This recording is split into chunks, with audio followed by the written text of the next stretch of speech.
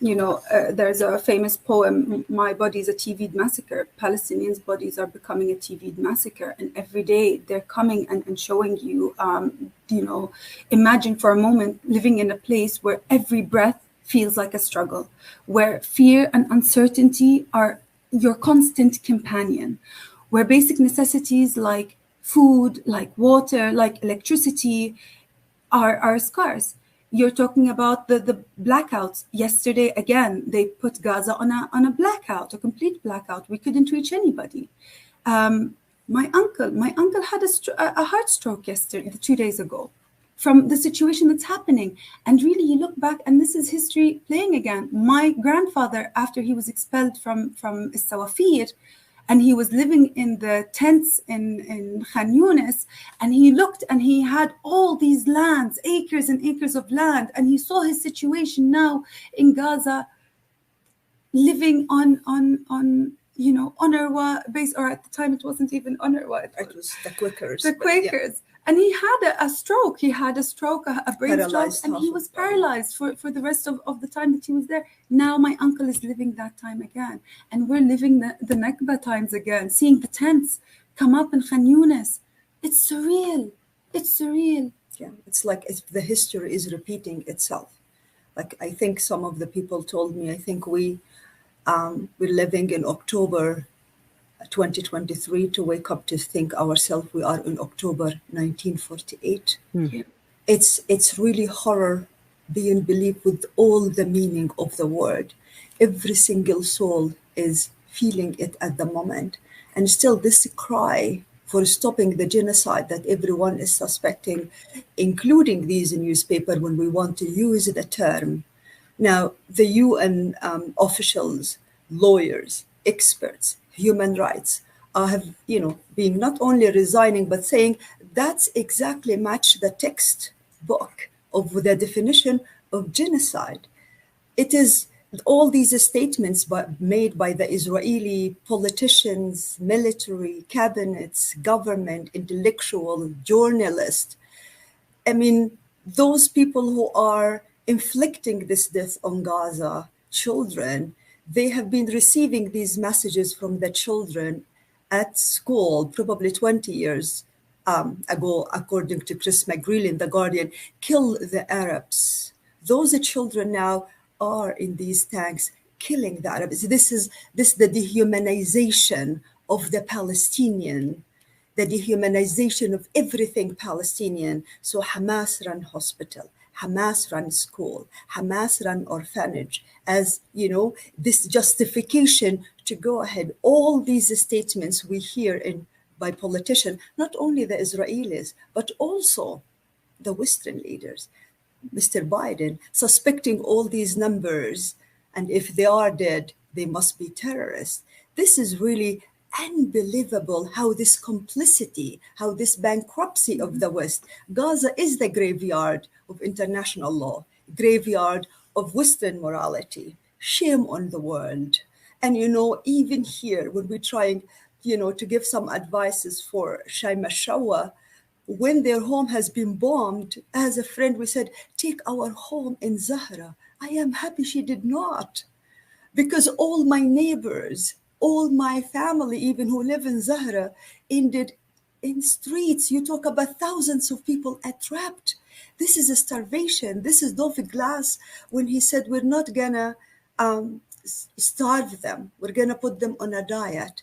They now discovered after 16 years of inhumane blockade, they cannot put an end of this willingness for freedom, for dignity. So now the plan of annihilation, of genocide, of expulsion, of continuing the unfinished project of Nakba. This is what we see it.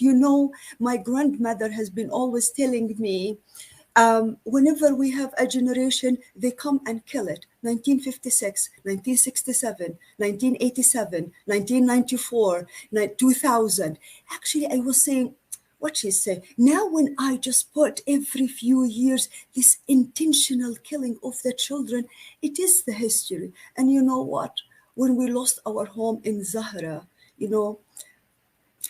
even a small place that have all the memories. We don't have any memories in Beit Daras because my family has been expelled, everything destroyed. So all the memories we built in the past 40 or 50 years, the photograph, the first step of my daughter, the painting that my brother-in-law gifted us, my hard-earned certificates, every single thing of a home, a warm home, is gone. All what you held dear. This is why I say they want this, I would say, loss to be collective and felt and continue. So when my grandmother was telling me how they destroyed the home, and then in 1970s, the Israelis started to let Palestinian refugees visit their villages, and she asked him, will you go and visit your home?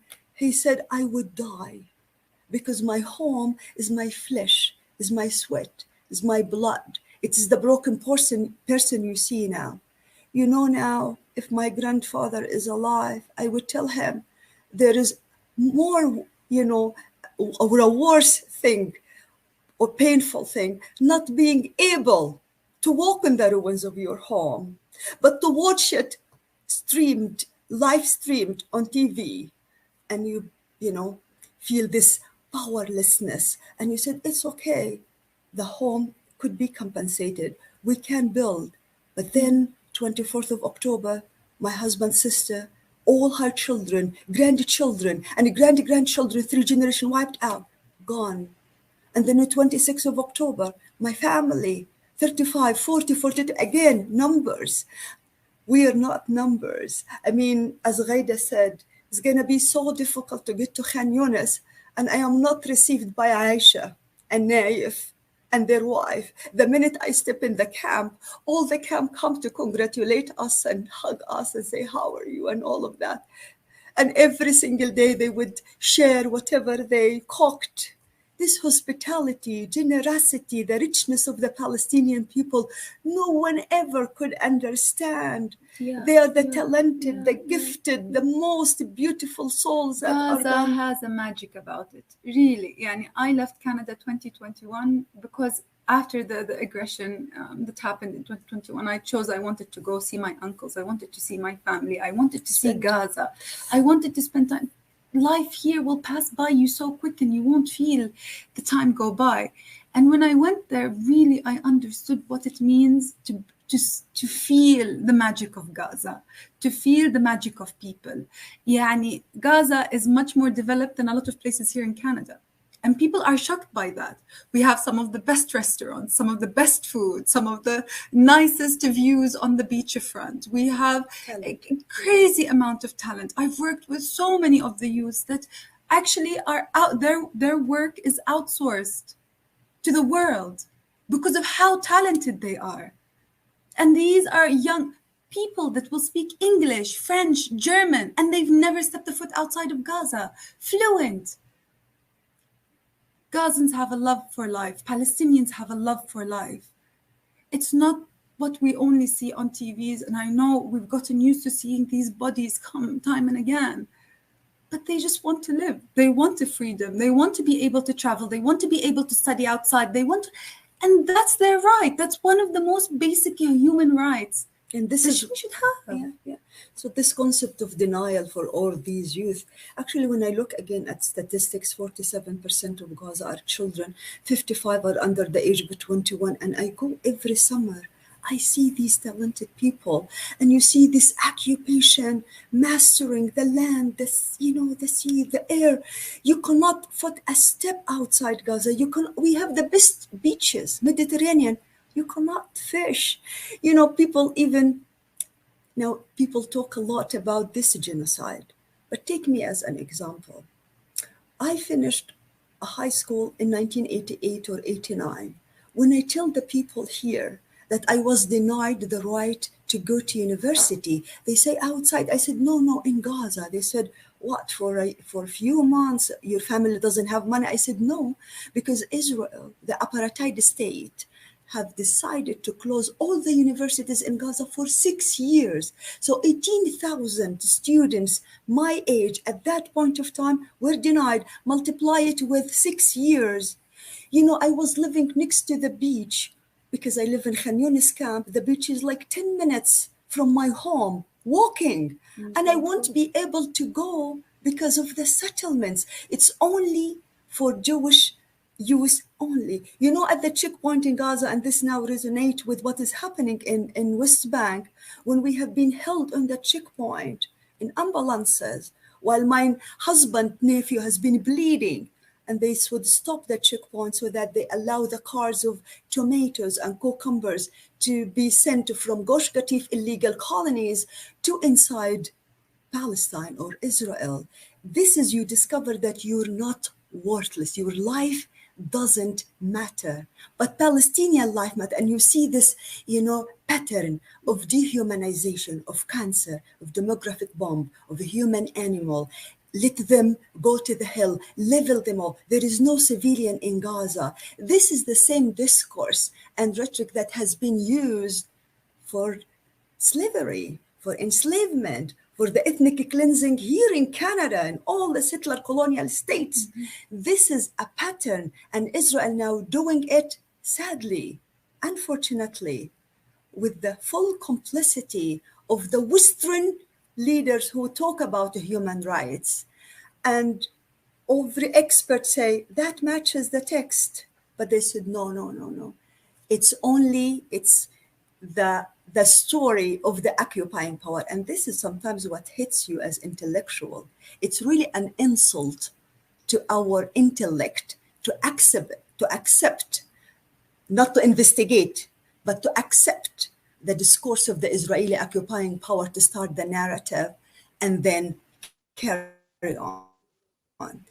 That's what's the most, horrible thing, to be here in diaspora, watch live, because we are glued to TVs and we see these massacre and what is reaching this world, probably 1% of what we watch here at our home. And not only that, to live the dehumanization of the media here and this ignorance, this complicity and this powerlessness. And you know what, if I want to end, we still get the hope from the people.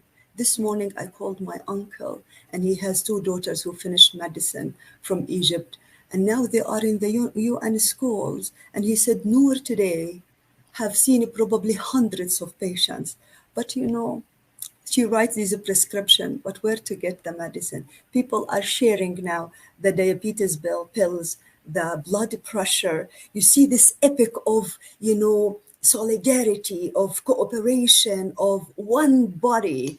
And this is what gives you hope. People still go bury the bodies, go to hospital, give water for the doctors or some meals. They go and, volunteer with each other. It's really an epic. And this is what I always say, this hope, no bomb would be able to wipe out our dedication for our rights, our dignity, full equality, ending of this blockade, return. I mean, when they talk now all this narrative about what is happening, about what is going to be the situation after these massacre and genocide. Again, the same colonial narrative, because they want to impose all of these, I would say, plans. But as Ali said, it failed everywhere. Why it would succeed in Palestine? It wouldn't, it hasn't, and it won't.